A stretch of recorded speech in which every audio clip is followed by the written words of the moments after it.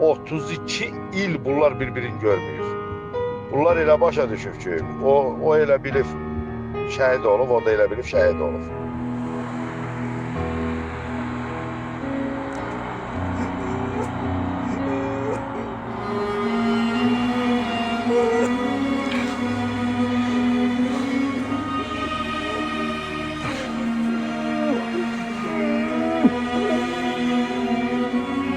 Allah size ömür can sağlığı versin.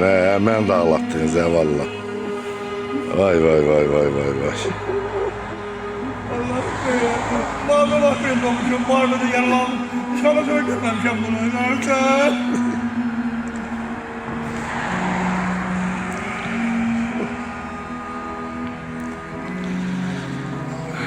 Sağ olasın.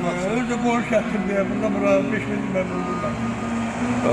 Mən ağlatdınız Allah size değmesin. Ya tabii ben Allah'ım olsun. Bundan aktarmış ben de bunu. Bir şehit olub.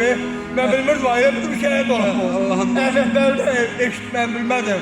Bir şehit olub. Dedim vallahi. Ne için gerçek diyeceğim bilmiyorum.